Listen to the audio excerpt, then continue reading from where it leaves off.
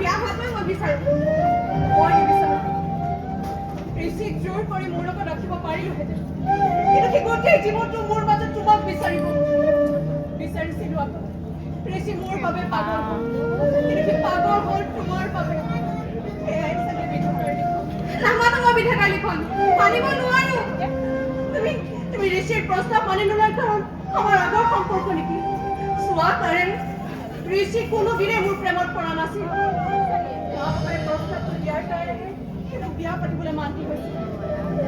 আনটো বাদেই দিয়া, এই 3 বছৰীয়া সম্পৰ্কত সি মোৰ লগত একেৰাহে 15 মিনিটো কথা পাতিব মানে, কিন্তু সি তোমাৰ লগত ঘণ্টা ধৰি ঘণ্টা থাকিব খোজে, কথা পাতিব খোজে।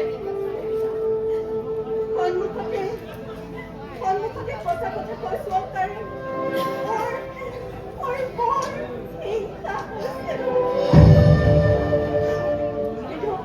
কিন্তু প্ৰেমত বোলে হিংসাৰ কোনো স্থান নাই। ঋষি সঁচাকৈ তোমাৰ প্ৰেমত পৰিছে কাৰেণ, তুমি মানি ল'বই লাগিব।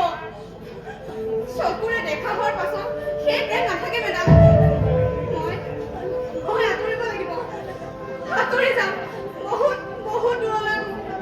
কাৰেণ, ঋষিৰ পৰা আঁতৰি যাম বুলি ভবা এই ভৰি দুটা মনটোৱে আকৌ উভতাই আনিব। নোৱাৰিবা তুমি ঋষিক এৰি থাকিবলৈ। তুমি ক'ব পাৰিবা যে ঋষি তোমাৰ বাবে কোনো নহয়, কিন্তু তোমাৰ মনটোৱে ক'ব ঋষি তোমাৰ বাবে কোন।